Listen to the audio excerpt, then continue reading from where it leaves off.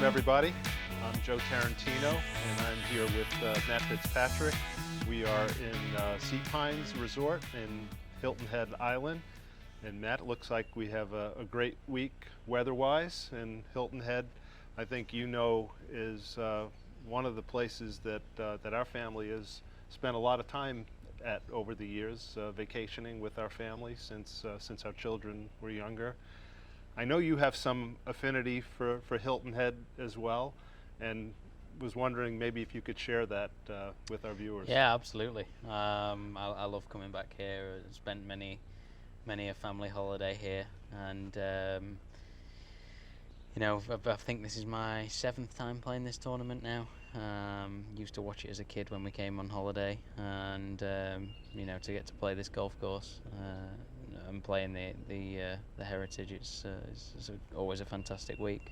And I think Hilton Head is a little bit more relaxing, and the Heritage following the Masters every year, and hopefully some of the stress level that exists over the week of the Masters gets relieved when you come here. I know as a family we've watched this tournament several times, and I know a number of the players come here with their families and relax a little bit after that week. Yeah, definitely.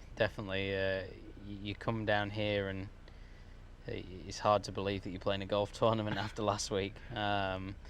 It's always tends to be intense, and just every single shot there that you have to think about where you're going to hit it, how, where the wind is, what club it is, and it's it just applies that extra bit of pressure with it being a major as well. So yeah, to come down here and play this week, it's always a fun one. My family are normally with me. Obviously, with the times right now, it's a little strange. So unfortunately, they're not this year. But I know a lot of the players like to bring the family, like you say, and it's way more relaxing than last week. That's for sure. Great. Well, you know, I know the Heritage is a great organization. The foundation really does a lot for the community here, and we're going to have the opportunity tomorrow to play in the Pro-Am, my son and together, for at least 9 holes, and I'm really looking forward to doing that. And you know, I know you probably play in many Pro-Ams, and I was just wondering, and we're playing on the Harbortown course, which is a great golf course, but a very difficult golf course. Wondering if you had some tips for us. Keep it in the short grass. I think I texted you that earlier today, but yeah, this golf course, Harbortown, is a fantastic golf course in my opinion. The layout of it really is brilliant. It's very tight off the tee. It goes in and out of the houses, and obviously ends on the water with the famous lighthouse. So the greens are very small, and you've got to hit the ball well. You know, that is that's the long and short of it. You just got to hit the ball well. So just hit it straight. So basically, yeah, that would be my tip to you: is hit it straight. Yeah. Well, so if you can we're do gonna that, have a lot of we'll fun be fine. tomorrow, Yeah, we'll be fine. Yeah. All right. Well, hopefully you won't be laughing too hard when we're out there. Speaking of laughing, in all of the Pro-Ams that you've played, have you ever had any fun or laughable experiences? I've had all sorts of experiences, laughable ones, good ones, bad ones. My favourite one that I like to tell is when I played with someone in Dubai. I think it was my first year on tour, and the guy that I played with, he came up to me and he said, "Oh, you know, please bear with me. This is the 2nd time ever I've played golf. I've never played it before. This is only the 2nd time I've played it." And I thought to myself, we are in for a long day, and we certainly were. We certainly were. So I know that you've played a few more times than twice, Joe. So I have, but we I'm should not be sure all the right. result is going to be much different. So we'll yeah, find out tomorrow, and really fine. looking forward to that. You know, Matt, last year was a tough year, and you know, with COVID, with the pandemic, you know, golf shut down for a while, and then it resumed. Just wondering if you could share with our viewers just some of the challenges that you went through during that time frame while you were not able to play, and then when tournaments resumed without fans and spectators. Yeah, I'm not going to lie, Joe. I'm very, very lucky in what I do for a living. It's not really a job, It's just I obviously I love playing golf, and I'm lucky to do it for a living. But it was obviously put in lockdown from about March. I think the players finished on the Thursday, when we all got sent home, and we were in lockdown in the UK from then till I left at the end of May to come over and play the PGA Tour season again. So I had a couple months there that were in the UK, and like I say, I'm very lucky. I was able to hit balls in my net, and I could do a few things around the house, but it was kind of felt more like time off to me than a real challenge, which is obviously is a lucky thing for me to have. But to then come back out here and start the tour again was amazing.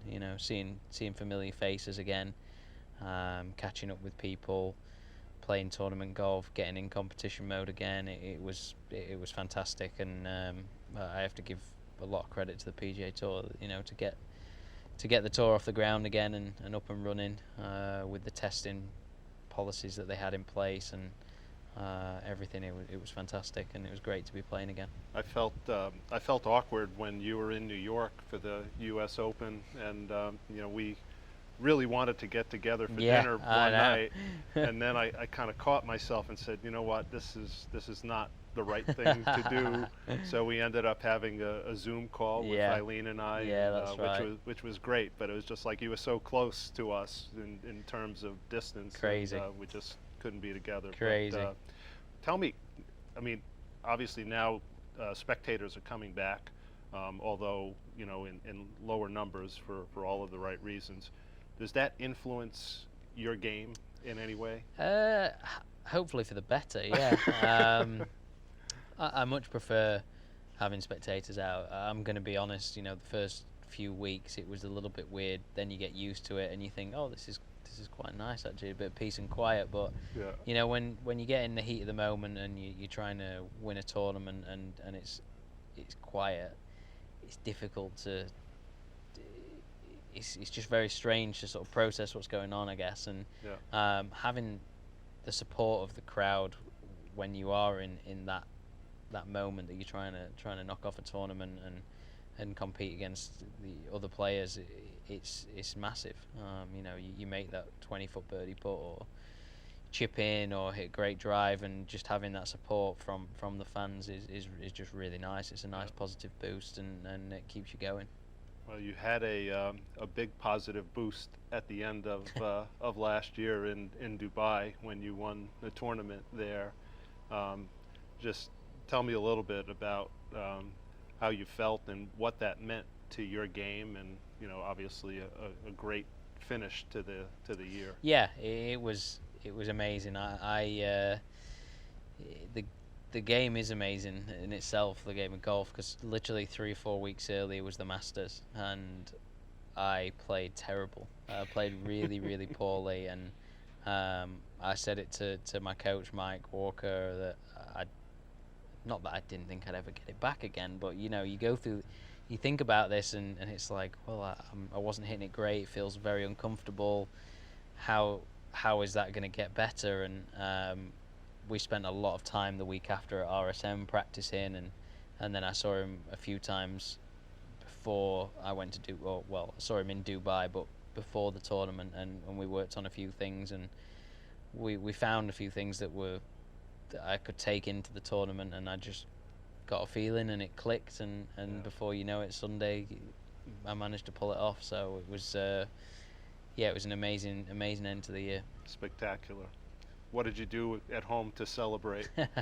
Well, unfortunately, with the times, there wasn't much to do, but it was just great to be with my family, and unfortunately, I couldn't really see any of my friends, but got to see my grandparents from a distance, and spent some time with my mum and dad.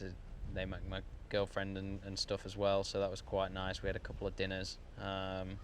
But yeah, on the whole, it was more about taking some time off and sort of relaxing and enjoying the win, really.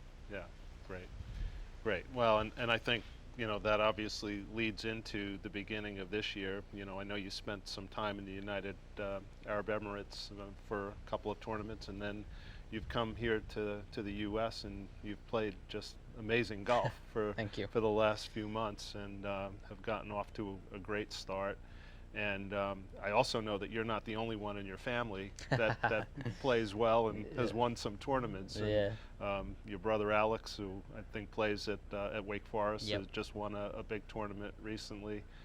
Tell me about the relationship between two outstanding golfers in the same household, even though you're probably pretty far apart right now. Yeah, it's great, really. Alex has pushed himself more and more over the last few years. He's realised that this is what he wants to do, try and become a professional, and he's been working really hard on his game. And the funny thing is, we're just complete opposites, of people and golf games. Funnily enough, it's it's really quite funny. But I'm so pleased for him, and for him to win the Valspar College event and get him into the Valspar next year is amazing. So. I don't know what the stats are, but to have two brothers playing the same PGA Tour event can't have happened too many times in the game of golf. So to experience that next year is going to be amazing. You have visions of competing against each other at some point. Yeah, down the road? I'm a little worried at the first time he beats me. That's what I'm a little bit nervous about. But just got to keep working hard so it doesn't happen. Well, good. Well, it's great to have somebody with that talent in the house, and I'm sure you help each other out when you are together. Definitely, which yeah, is great. definitely. So this is a big year. There are a couple of big events coming up this summer, both the Olympics and the Ryder Cup.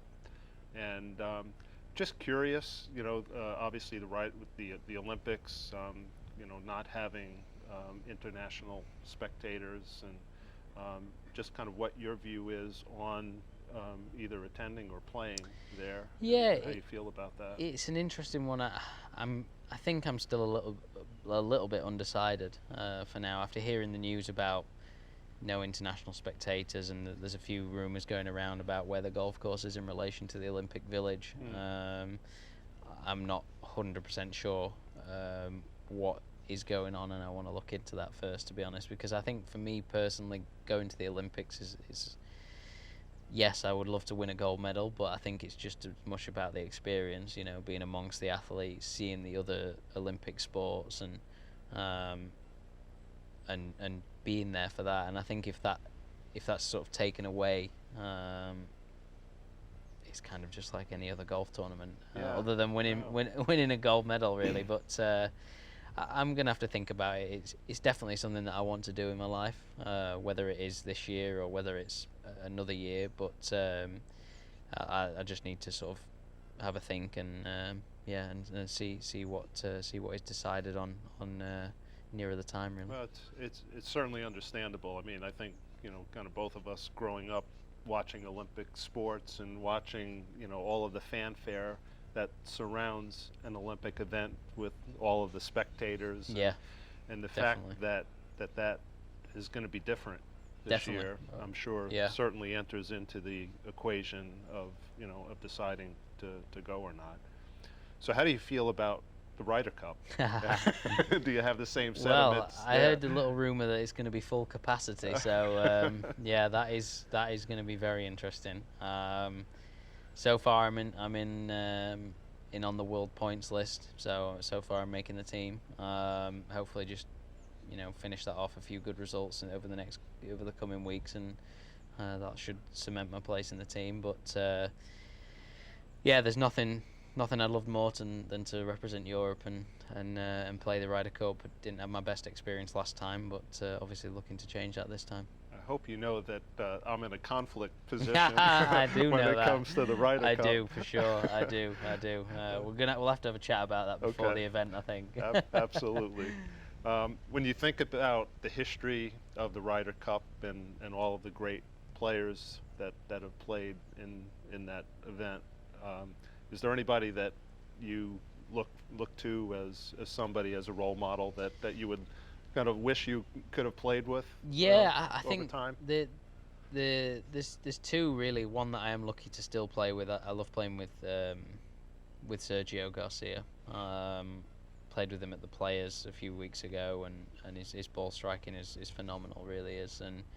And to play with him in a Ryder Cup would be amazing as a partner, just because he's the highest point scorer Europe has ever had, and what he's achieved in the Ryder Cup, what it means to him as well. I think is fascinating, and I'd love to sort of have that experience with him. And then the other one is actually Nick Faldo, or Sir Nick Faldo, should I say? Sorry, Nick, if you're watching. But yeah, Sir Nick is. I don't know if he gets enough credit for what he's achieved in the game. You know, he's a 6-time major winner. There's not many guys that have won more than that. And I know up until France, he was the leading point scorer for Europe as well. So to play with him and see his game at his peak would have been an amazing experience also. Yeah, well, certainly a lot to choose from, and a lot of great players, and I'm sure it'll be a great event, and with full capacity. Yeah. There'll be a lot of emotion. Oh, right? for sure, That's, for sure. Great. Matt, I want to maybe shift our dialogue a little bit towards Protiviti. Yes. And some of the things that that we're doing as a company, and that you're personally involved in, and I think our Eye on Hunger initiative. Yep. Is one that we're very serious about in being able to support hunger around the world. Yep. And through meal packing Meals, events and yeah. a variety of activities that we do with our employees, which has really resonated and built a culture that we're all proud of. Yep. as a company. And we recently launched Birdies for Meals. Yes. Which you and Jennifer Kupcho, our other ambassador, have been involved in, and we're donating 1,000 meals for every birdie that you make in the majors this year. And I think you had 12 birdies at Yeah, the I let you Masters. down last week. I let you down. I was hoping for more than that, Well, Joe. that's okay. I'm going to give you a chance tomorrow. For the 9 holes that we play, we're going to extend Birdies for Meals All right, for okay, I either like you it. or I. And I know how many birdies I'm going to make. So I'm going to rely on you to help us donate some That's more fine. meals That's no tomorrow. problem. And Yeah. we really appreciate your involvement and your commitment to participating in something that all of our people really feel connected to with the communities. I'm just wondering, are there other community type organizations that you're passionate about? Yeah, there's been a big one in Sheffield for myself. My family has history there. My mum went for counselling after, unfortunately, her brother passed away at a young age at the Cavendish Cancer Care. People at the minute aren't actually coming forward to get help with cancer purely because of the pandemic, and that's one thing that I've helped during the pandemic, during the lockdown, and something that's I would say is fairly close to my heart. It's been a family issue, and it's something that I've definitely wanted to help out with and improve cancer care, particularly within my area. Yeah, well, and it's great that you are passionate about it, and that you can do something about it to really help and raise money for a number of organizations. Yep. And the ones that are close to you and your family. So appreciate you doing that, and I think it's all connected to to why we're working together. Definitely. And the shared values I think that we have with you. And I'd say in that connection, I think one of the I's in Protiviti stands for one of our values, which is innovation. And when we first started this relationship, we talked a little bit about how some of our professionals in our business could work with you to help you not play golf, Yeah. but maybe look at some of the attributes and the data that you collect and the statistics that you track in the way that you manage your game and your swing, and we've started to work together in that regard. I was just wondering if you could share with our viewers just some of your thoughts around how that's going and what you see as a potential outcome from the work that we're doing together. Absolutely, I'm so grateful for your help on this. To be honest, Joe, um, Nick has done loads of work. Nick and the guys have done loads of work on this for me on my practice data, and I've had many calls on what I would like to see and what they think might help us in terms of how the data would be able to be put out, and they've built a system that automatically data can go into, and that means we can collect more and filter it out faster, really.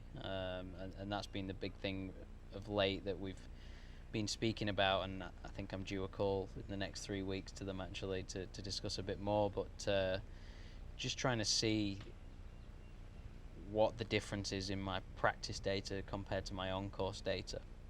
And obviously Protiviti have been helping that and made the comparison much easier for me to, as I've compiled all the practice data into one file, and they're breaking it down for me and picking the areas that match up and yeah, putting them into beautiful spreadsheets and charts, to be honest, Joe. So and it makes it a heck of a lot easier for my coaches to read and compare and see where I can improve in practice and where I can improve my process of that, and improve process of purely tracking the data as well. You know, there's been a few ideas floating around, and we're slowly sort of acting on them and trying to improve the whole process. Yeah, well, and that's great. I mean, I think, you know, we obviously have a very big practice in data and analytics, and as well as process, and I'm not sure we envision, you know, our business going in this direction. Yeah, there you go. But we're delighted to be able to work with you and to help you, and you know, hopefully, you know, when you put on a few jackets and you point to maybe some changes in the way that you've trained as a result of that data, I think we'll all really be proud of what we've done together. Definitely. So thanks for taking advantage of that advice. And thank you for the help. So Matt, you know, the last question as we bring this to a close is I just would like to just ask you an open-ended question about the relationship we have together as a firm, and you know, we've been, you know, working together now for a couple of years, and we'd just like to ask you what the relationship with Protiviti means to you, and the value that you see in it from your standpoint. We try to work and are working with people who really have shared values and shared vision, the way that we work together. You're obviously representing our brand and vice versa, and we're proud of that. But I'd like to hear from you, you know, how we're doing. I mean, you took the words out of my mouth, really, Joe. To share, I really feel like that we share the same values with, you know, giving back to charity, and innovation is obviously a big one that stood out for me before we made the move official. I think the big thing is, having spent some time together in your company as well, it's just great to be with a company that, you know, is, to put it simply, friendly, very helpful, very down to earth, don't get ahead of themselves, and if anything, I think you've said to me before, a little bit like a bit of an underdog in the terms of the way you do things, and that's kind of how I see myself, I guess. You know, I'm not 6 foot plus and hit the ball a mile and you know, do it like most guys do. I'm always looking for little ways to improve, and I feel like that's something that we share, as well as the values that we have, and